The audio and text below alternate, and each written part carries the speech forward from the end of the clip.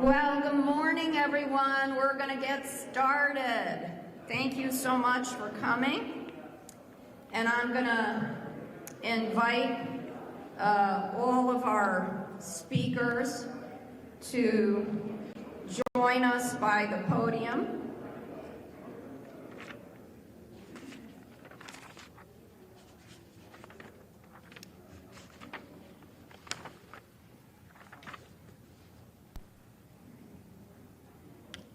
And Doug, you can just sit over there in that chair near the signing station.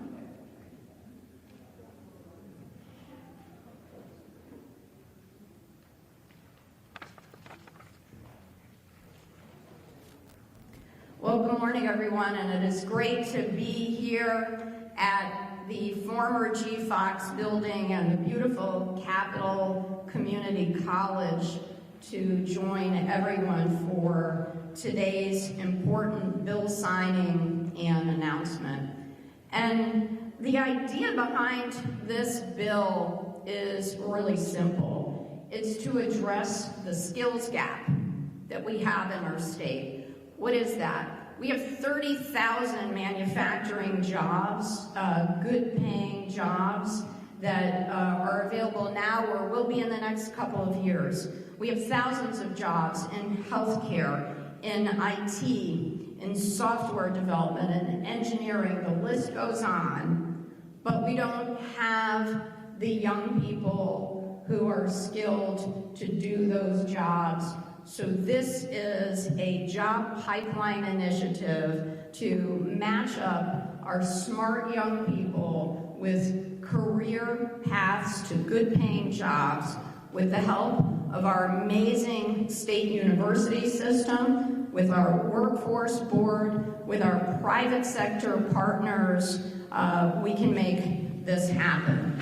So we are going to be talking today about the policies contained in legislation that are going to be creating strategies for removing barriers and for simplifying access to high-quality post-secondary education and job training programs, including non-degree programs for our state residents. And I bring that up because equity is a really important focus of this bill, and you'll be hearing the equity focus from each of our speakers because we know that there are barriers, and we wanted to take those away. Barriers that include filling out FAFSA forms, getting access to funding for college programs, and many other aspects.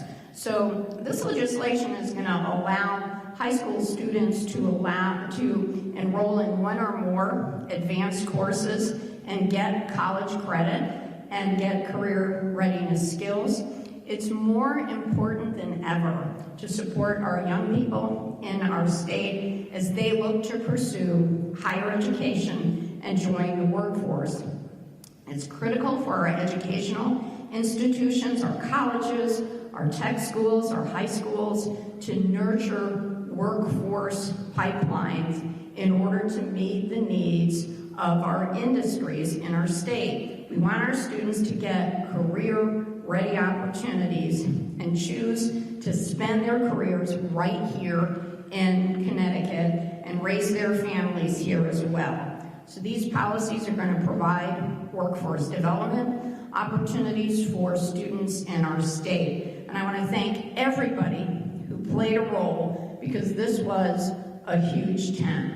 We had companies, we had colleges and universities who all participated to make this legislation and these programs happen. The other thing that we're going to do today is to announce the governor's computing challenge. And I'm thrilled to be here to see that because this challenge is going to take place over the summer. For the past 2 years, the Lieutenant Governor's Office, the State Department of Education, and the Council on Women and Girls had a computing challenge during the school year. The first year, 400 kids participated. This year, 500 did. And I'm thrilled that we'll have a challenge for them to continue over the summer to prevent summer learning loss and to get more young girls and young boys involved in computing, because that is the key to every career path. So, with that, it is my great pleasure to introduce our new fearless leader of our state college and university system, Dr. Terrence Chang. Dr. Chang. Thank you so much, Mr. Governor. And, well, I'm Terrence Chang. I am the president of the Connecticut State Colleges and Universities System. And welcome to Capital Community College this morning. CEO Duncan Harris is out of town today, but I want to thank him, and I want to thank Regional President Rob Steinmetz and the entire Capital Community College team for the great work that they do for our students, but also for the city of Hartford each and every day. I want to thank the governor for asking us to host this event here today, because the governor recognizes that Connecticut's community colleges are the nexus for our state's larger workforce strategy. Community colleges, as the Lieutenant Governor just referenced, build pipelines to the jobs of the future. The programs that we develop with regional partners in industry, with government, with states, with the workforce, with the industries and the nonprofits that are in the state, these are going to make our folks as competitive as possible. They're going to help the companies that are here. They're going to help us to be competitive globally, but they're also going to have an enormous socioeconomic impact. Later, the governor is going to sign legislation that builds on his administration's efforts and those of Kelly Marie Valeris as our state's chief workforce officer. This legislation is going to further align our state's broader workforce development effort. One key piece, again referenced by the Lieutenant Governor, is related to FAFSA. FAFSA completion rates, these are the financial aid forms that students must complete to receive financial aid. FAFSA completion rates have dropped nationally by approximately 5%. This is a big deal. If our students are going to continue their educational journeys and join a workforce that is going to help Connecticut that move forward, we need our K-12 students to fill out those FAFSAs when the time comes to apply to college. Affordable, accessible, and truly valuable, life-changing opportunities are awaiting them right here within the CSCU system across our 17 campuses. So with that, I want to thank the governor and the lieutenant governor again for their support of our community colleges and the entire CSCU system. So now it is my pleasure to introduce Alex Johnson, the president of Capital Workforce Partners. Mr. Johnson.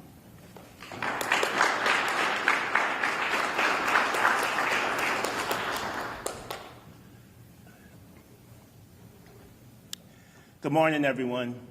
Again, it is like to welcome our governor, our lieutenant governor, and welcome all of our dignitaries, partners, and supporters. It is my honor and privilege on behalf of Capital Workforce Partners, the Regional Workforce Development Board for the Greater Hartford area. It is my honor to welcome you to this event. You know, we're truly excited and honored to be part of this event, but more importantly, to recognize the work that we're doing. There's three components that we're celebrating this morning, and we want to really be clear to you in terms of how they are different, but also how they come together. As the Lieutenant Governor noted, we have our bill signing, which really is going to increase access to our K-12 system. We're also going to be announcing our STEMS Challenge, which is going to drive the opportunities for young people to get additional exposure to science, technology, engineering, and math. And thirdly, we also want to announce and uplift and celebrate the business-led, business-driven sector partnership in IT that we formed in this region to really organize and mobilize employers. These items are distinct, but they come together because they're all part of the governor's vision and the plan of the governor's workforce council to really build, enhance, invigorate the workforce system, and more importantly, to engage employers in this work. So we're really excited at the opportunity to pull this all together and really uplift and highlight the work that's being done. And with that, I'll turn it over to Kelly Villeras of the Office of Workforce Strategies, who will speak to some of these items and initiatives. Thank you.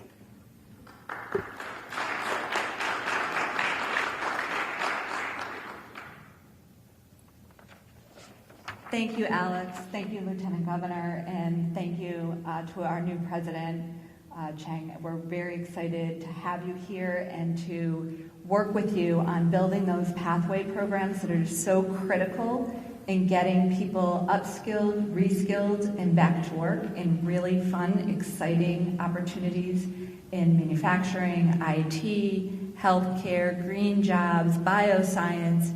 There's just so many things that we're building to ensure people have these great opportunities, and thank you for that. Also wanted to really announce our Governor's Summer STEAM Challenge. This is a really exciting opportunity that we're providing our young students, grades 3 through 12 across the state of Connecticut, to engage in really fun and exciting STEM activities over the course of the summer. And we're excited that this opportunity for students provides a continuation of the exciting exciting coding challenge that the Lieutenant Governor runs over the school year.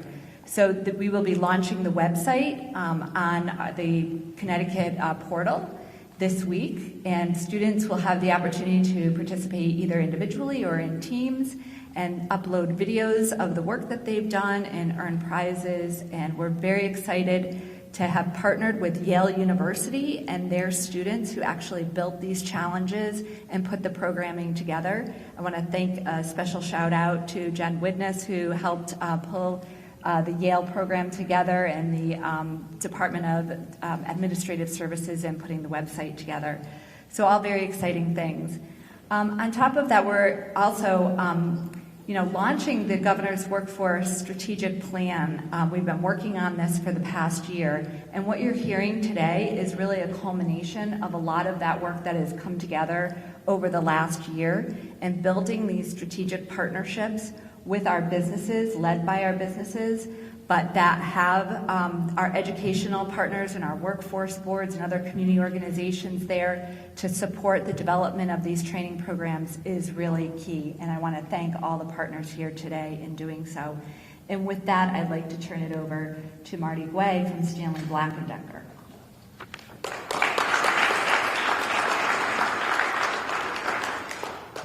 Thank you, Kelly. On behalf of Stanley Black & Decker, we want to thank the Governor and Lieutenant Governor for supporting workforce development. Skilling, reskilling, upskilling is the most critical need for every business in our economy. And we believe the Governor's Workforce Council's strategy is spot on. It's a comprehensive, inclusive, and strategic plan that really addresses all the multiple of activities that we need to do to really get the plumbing set up and the infrastructure so people can come into the system, navigate through it, and get good, high-paying jobs or good-paying jobs, permanent jobs on the other side. Business-led, some people say, why would that be important? Well, we actually know what the jobs are and what the jobs take. This economy, this world is accelerating in its pace of change.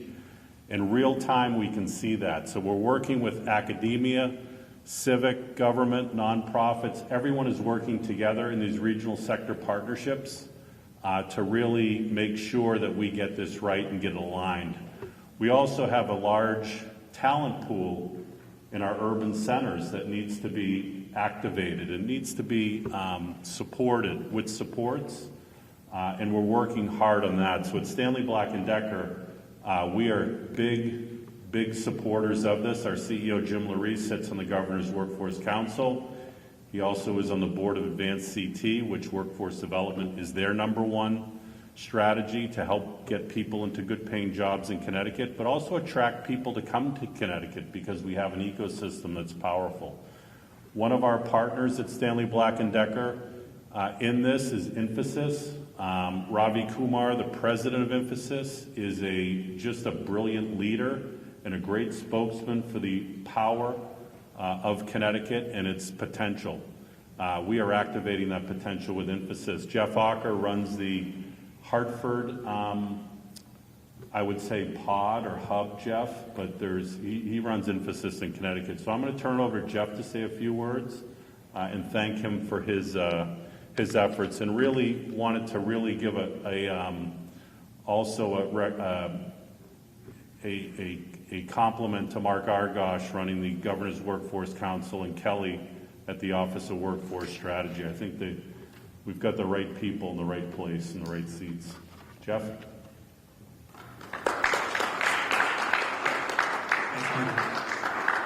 Again, thank you, Governor Lamont, Lieutenant Governor Bicewicz. For those that may not know about Infosys, we are one of the world's largest IT services providers and consultants. And our president, Ravi Kumar, through a lot of work with, I think you told me to call you Governor Ned last time we were together, brought a commitment of now well over 1,000 jobs to Connecticut in the IT sector. And what that brings to us is a commitment to build a pipeline, to build a workforce that hasn't been here before, to activate all the potential of the college graduates from the amazing schools that we have at every level, from the community college to the state colleges. It's actually kind of, if you look into it, a lot of the CIOs in the state came through our community and state colleges. So we need to work with that. So our foundation works with K through 12, all sorts of programs from professional development and computer science and STEM for teachers, training them through hackathons in the north end of Hartford, through Girls for Technology and other things there. So we know this is a long-term commitment. We're here, and we've been working with the Lieutenant Governor on her challenge. There we go. And we'll be working with the governor's thing moving forward here. But we are also very active, as Marty mentioned, our president, Ravi Kumar, sits on the Governor's Workforce Council, leading the, depending on the day, the IT, the consulting, the career development subcommittees. We had great meetings over the last week. And I think what Marty and others are getting to here is that the discussion yesterday was amazing. It was educational, business leaders, government leaders rolling up our sleeves, figuring out, okay, what do we do next? Like not next month, but like tomorrow. And how do we create partnerships that take companies like Stanley Black & Decker, who are pioneering what manufacturing 4.0 looks like, and the IT and the data and the skills that go into those capabilities, with companies like Infosys, who are providing services in IT and skills that almost by definition our clients can't get enough of. How do we bring those in? How do we communicate exactly what we need to the educators? And is that curricula in the schools? Is that non-degree certifications out, on the side of that? Is that apprenticeships and internships and on-the-job training while people are getting their degrees? What's the right mix of that? And that's what we're talking about now, and that's exciting. And the state, through Kelly and the Workforce Council and the Office of, Workforce Strategy, has been bringing in some pretty powerful partners. Year Up, you're going to hear a lot more about soon. They're the biggest provider of opportunity, youth, equity, and access across the country. And they've created literally a special team to figure out how to bring those opportunities to cities the size of Hartford, for New Haven, Bridgeport. We did a very successful pilot with them where we worked with them closely on what skills we're looking for. They came back with, okay, here's how we can recruit and really look at the Hartford area and the people that are there and how would we bring them in. Colin over there, we brought him in. He had been displaced by COVID, and he had a background in IT. And through the CARES Act, through the Capital Workforce Partners, who reached out to him, said, "Hey, here's some great opportunities for you."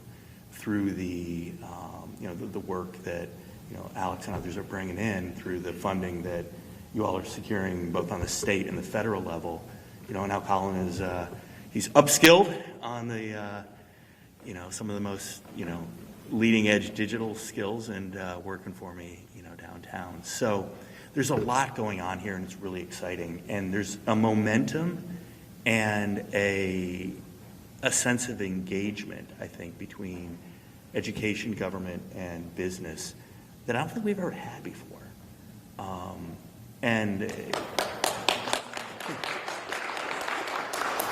So thank you to the governor, lieutenant governor, Marty. I mean, you and Jim obviously are leading a lot of this. Kelly, you got a lot on your plate. So we're really excited about it, and we are standing by our commitment. And on behalf of Ravi and Emphasis, trust me, if he was up here, he'd probably add more jobs to the commitment that we've made. But that's what he does, and I'm sure you're going to reach out to him on that. But we're excited about Connecticut. It's going really well. So, Alex, I believe I'm handing it back to you.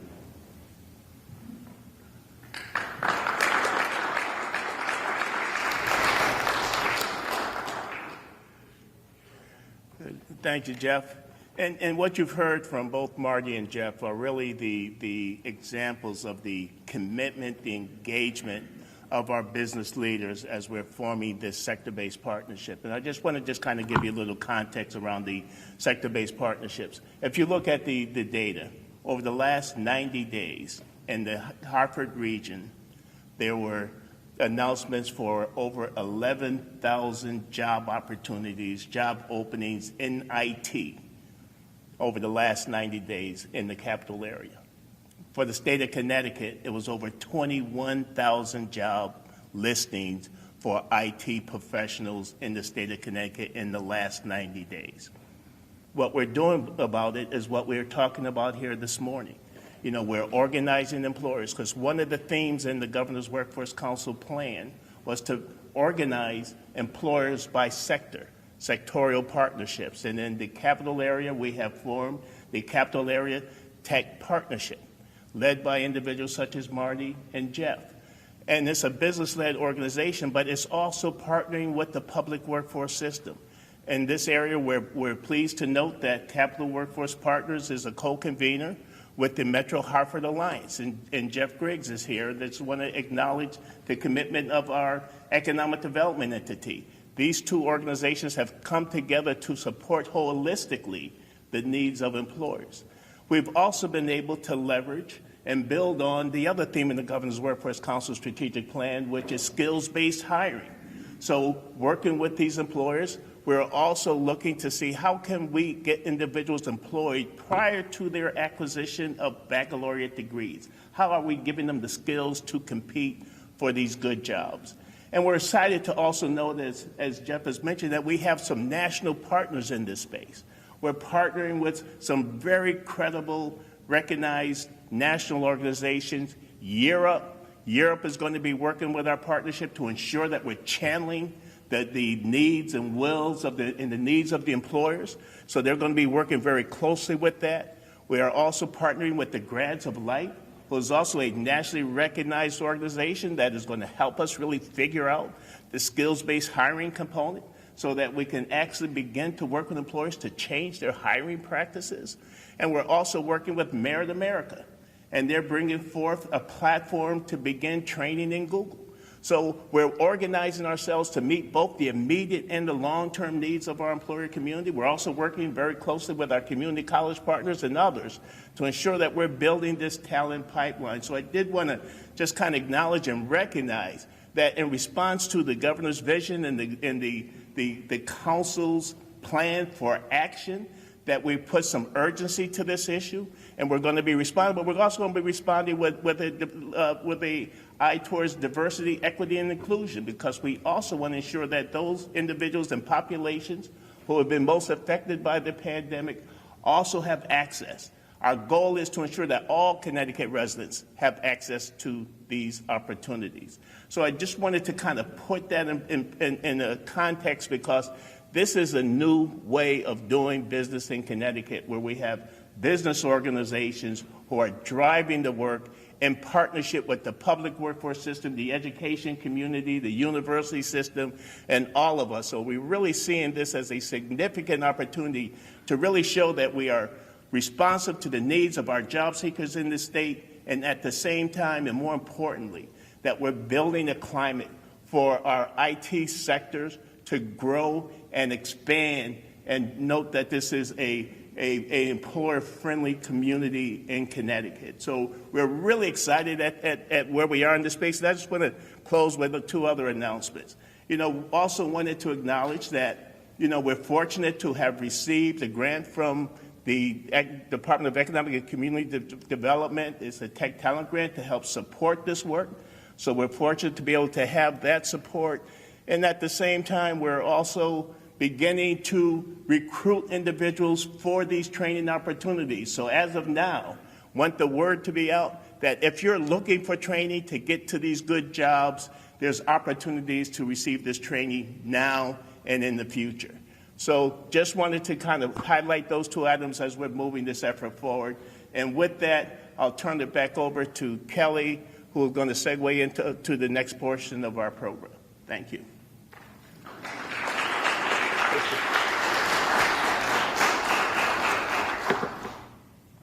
Thank you, Alex, Jeff, and Marty.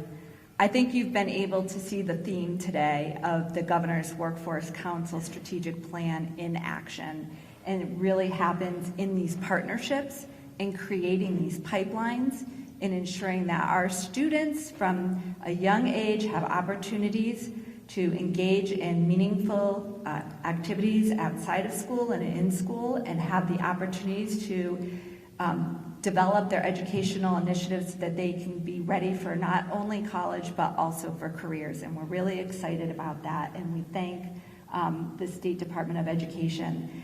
And the bill that we're signing today is another example of a great partnership between the Governor's office and the Office of the State Department of Ed and the Community College System, CSCU. And we really like to highlight 3 main initiatives that are included in this bill. And the first one, as we mentioned earlier, is FAFSA. It's so important for students to complete those FAFSA and understand what opportunities they have financially to go to school. The second component of that is the auto-admit component, and it's just really exciting to know that students in every single high school across the state of Connecticut, a certain percentage of them will be receiving an auto-admit letter. Now, those 2 things, hand in hand, we expect that we can increase post-secondary enrollment and participation by about 5%. And that's really a huge opportunity to bridge the skills gap and to bridge the equity and access gap. And so we're really excited about that. And another component of this bill is to ensure that bright students across the state of Connecticut are engaged in challenging curriculum, and that they know what types of opportunities they have to engage in those challenging curriculum so that they can be prepared for college and for engaging in the world of work in a meaningful way.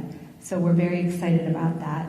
And to that end, I'd like to announce or welcome Desi Nesmith, the Deputy Director of the State Department of Education. And as Desi's walking up here, I'd also like to make a special recognition of Senator Doug McCrory, Deputy Pro Tem and the Chair of the Education Committee, for all of your support and help in getting this bill over the finish line. Thank you.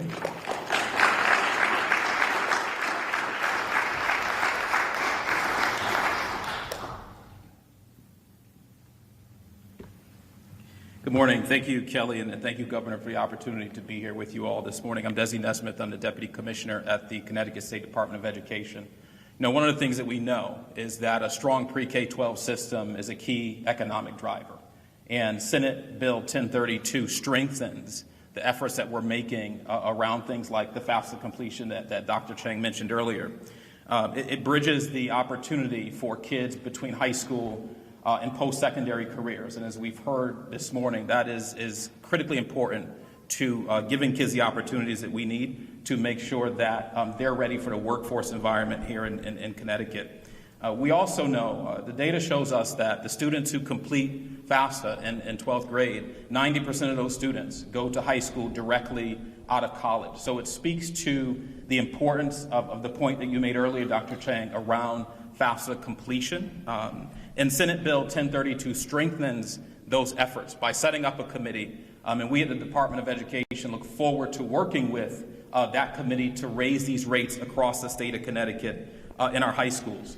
Recently, we joined Governor Lamont to launch our FAFSA challenge across the state, and we're going to continue those efforts to make sure that we're giving students and families the resources that they need on the ground in real time to complete the FAFSA, because we know the importance of it.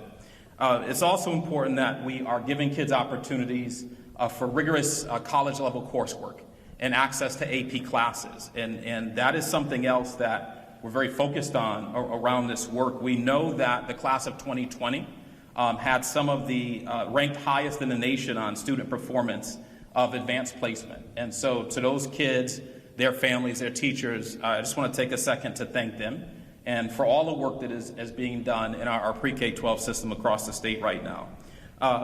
You know, we think that we're seeing indicators that we're moving in the right direction here, so that we're aligning the workforce needs in our districts with the needs of our state, and we look forward to the positive outcomes.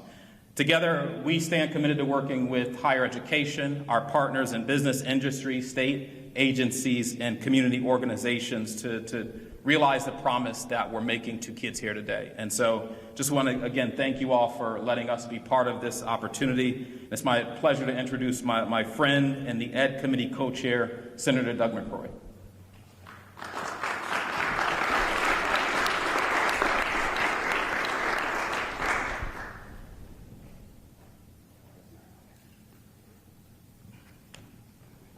Good morning. Thank you.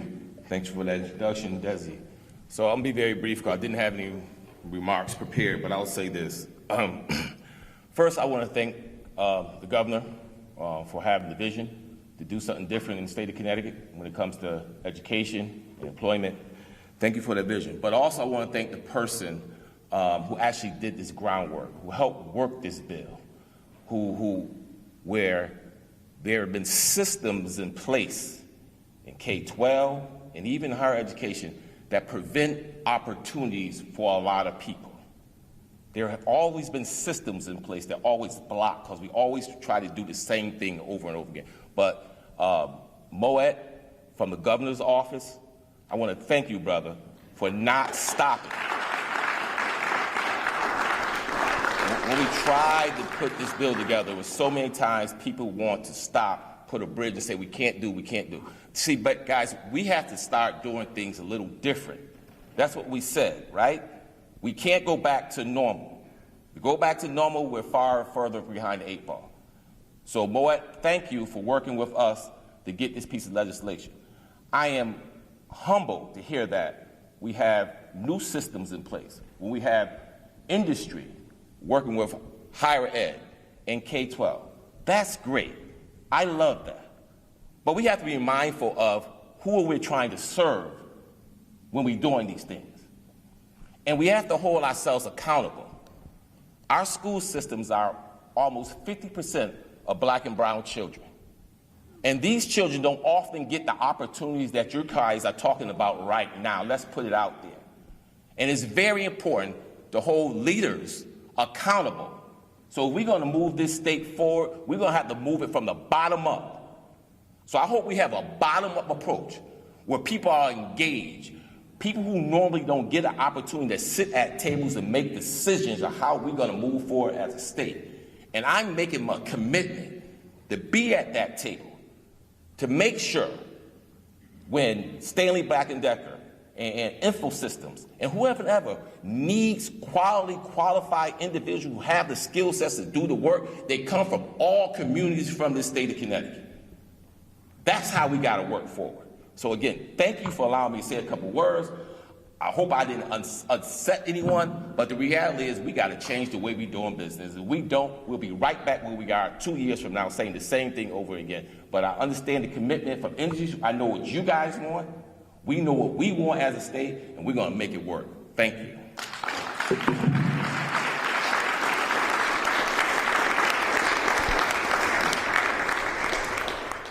Thank you so much, Senator McCrory, for the great work you do in education for the city of Hartford and the fantastic work that you do leading the Education Committee. And I'm very delighted to introduce State Representative Kate Farrar.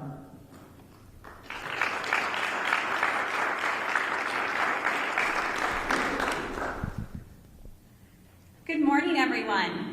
It's wonderful to see faces, right? There's a certain energy that comes with that in these days that we have together. And I know this building would have even more energy given that it was filled with the students that we were just speaking of the students that are a part of today's and tomorrow's workforce.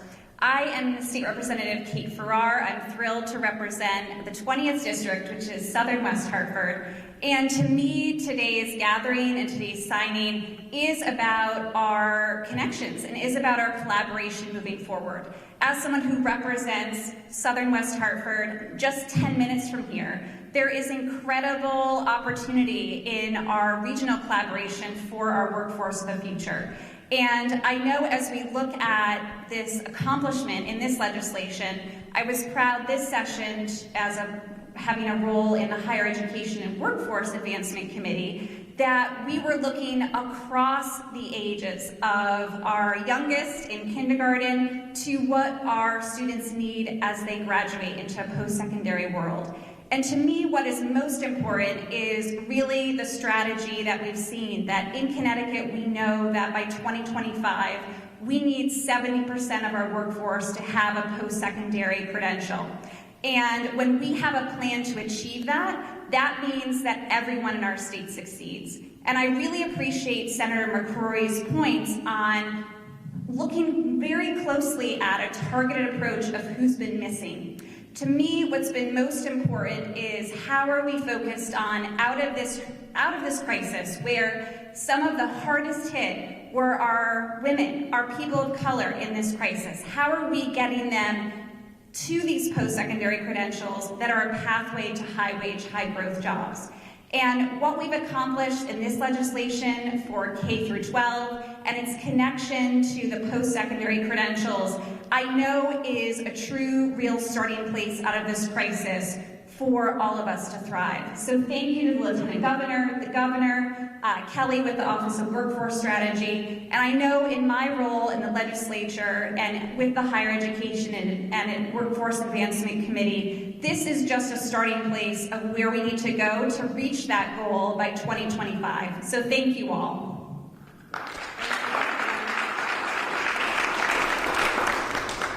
Thank you so much, Representative Farrar. So our state has been incredibly successful in fighting the pandemic because of our governor's vision and leadership style of collaboration with all the appropriate partners. And I know when we began our transition, planning for what was going to be the major focus of our administration, the governor-elect was just so very clear that our biggest area of focus has to be on making sure that we have pipelines ready for our young people, and we would achieve that by bringing together our educators and our business community. It is,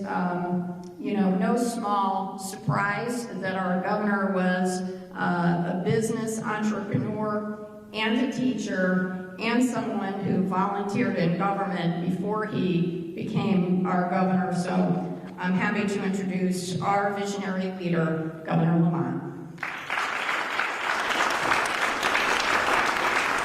No, you're right, Susan. I think we're going to look back in hindsight, and this is the most important initiative we'll have to talk about. And Doug McCrory, we're not going to look back in 3 years and say what we got wrong. We're going to say we took this opportunity, we seized it, and we made a difference.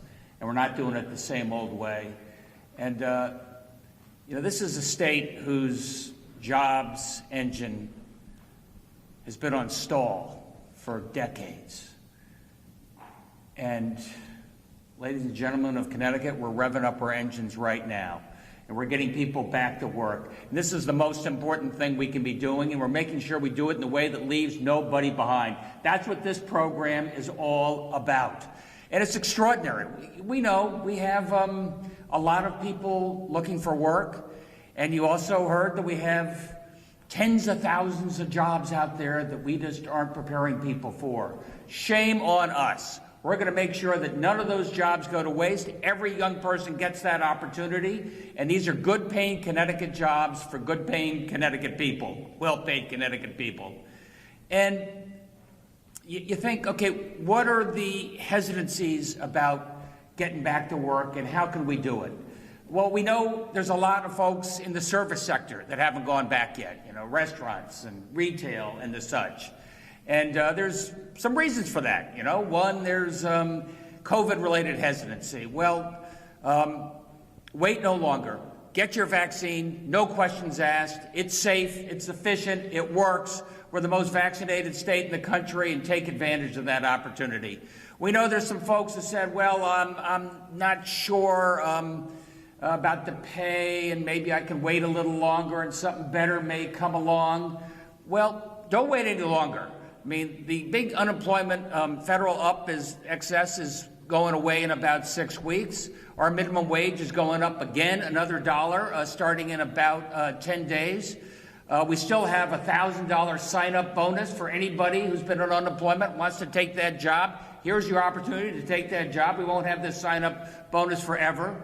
And more importantly, or just as importantly, we're making it easier for you to get to work. We have a paid family and medical leave. What that means makes it easier for you if you're thinking about starting a family. Don't let work be discouraged.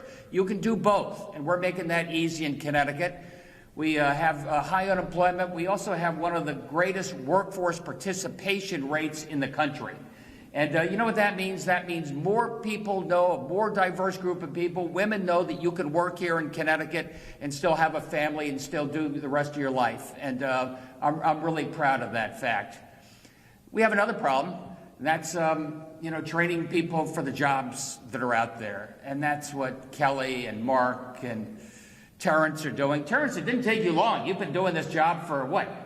2 weeks, you've already forgiven student loans in the community colleges, and ramping up right now, making it easier for young people to go to community college, making sure that you know that there's a debt-free community college going forward. You know, Kelly and Mark are setting up the programs, working in close association with business leaders. No questions asked. 10 weeks, 12-week, 18-week certificate programs if you don't want to go for the full throttle. And these are all programs created by our business leaders in places we need help. You know, we need help in nursing and healthcare. We all know about advanced manufacturing and our job with the workforce pipeline and the workforce partnership boards and what we're able to do there. We're hiring thousands of people a year in advanced manufacturing right now, and those are going to be Connecticut jobs for Connecticut people. And finally, IT. No, you're right. When I was looking into this a few years ago and I got an introduction to Ravi, I jumped on that over at Infosys. And we're so proud the day that Infosys said they're going to start up right here in Connecticut. And they are hiring. They're hiring people in IT right now. You go through one of these programs, you've got a job. You've got a job where we need you. And I want to tell you, I know IT is what our focus here is today, and that's a big piece of what we got to do. IT is a lot more than coding. You know, everybody doesn't look like a young Bill Gates with, you know, sitting at their laptop for hours on end by themselves. IT is transforming industry across this country and across this state. And it includes manufacturing, it includes insurance, it includes healthcare. These are skill sets that are interesting, positive, make an enormous difference. And by the way, they pay pretty well. And we need every one of those kids stepping up and knowing what they can do. That's why we've got our summer learning camps. That's why we have our STEM challenge. It starts, Kelly, right in 3rd grade. I want to introduce these young people to what we're doing. And Desi with the summer learning camps, we were talking this morning. A lot of these young people, some of whom have been, not in the game for a year. Our schools have been open, but they weren't able to be here in school, didn't feel safe. Well, they're getting back into it. It's fun, it's learning, it's STEM, and also we're introducing them to a lot of what business is, introducing people to what manufacturing is. I know they have a old-fashioned stereotype that is wrong. These are great jobs here in the Connecticut, and I want to thank all of my friends I just met there in the back rows for everything you're doing, reaching out to these kids, letting them know they get an opportunity right here at Capitol, right here at our other community colleges. And this is an extraordinary time that we don't want to waste. We've got $100 million. We're doing the bonding package on Friday for a big piece of that, and Joe Biden was helpful for a big piece of that as well. And we're going to make sure these are opportunities where we look back and say, we gave kids, we gave young people an opportunity they wouldn't have had otherwise. And businesses that are in a global search for talent, looking all over the world for the best talent, know they don't have to look any further than the great state of Connecticut. That's why we're here today. Thanks for everybody. Let's sign the bill.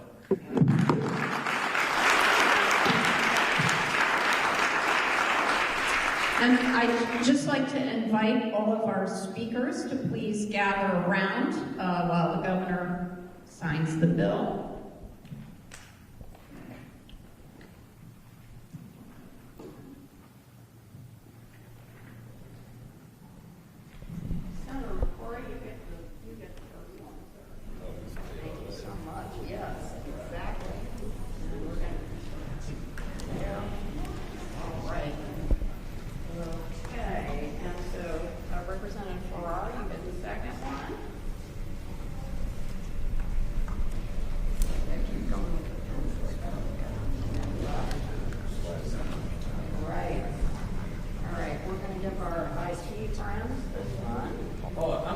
Says Governor Ned. All right.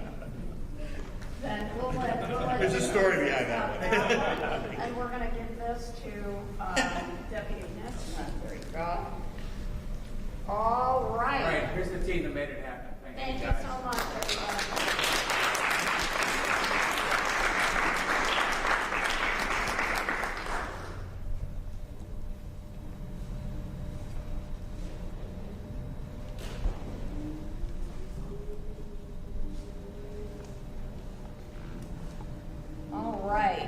Before we lose all of our experts, we're going to invite them to join us because we are so pleased to have our media partners here with us, and we're going to ask if our media partners have any questions, and we have this fabulous panel of experts who are all going to know the answers.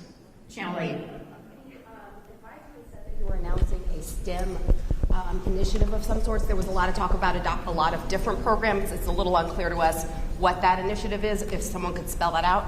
Yeah, so that is, I'm going to bring up, who? Okay, Kelly Valeries is going to come right up here because this is the governor's STEAM Computing Challenge for kids. And Kelly, you said it's 3rd to 12th grade. Yes, thank you. This is an online challenge that will take place over the next 5 weeks. Students will go online and we will get you the link to engage in a video challenge. They will complete the challenge over the course of a week. They'll upload a file of their challenge and the work that they did on it and the outcomes. Those will be judged by student judges and celebrity judges, and prizes will be given out weekly, and we'll have some grand prizes at the end of the challenge. Grades 3 through 12. And what kind of prizes are we talking about? You're going to get a star, you're going to get a... Yeah, so we are looking at Kiwi Crate subscriptions, which are monthly challenges that come into the mail. So it's kind of a continuation of these fun activities that we're doing with the students here. Well, like what activities are they going to be doing? So this week's challenge is build a boat out of household items and put as much weight into the boat as you can before it sinks. So that is the challenge for this week. And Yale University students in their engineering department have put together all of these challenges for their kids.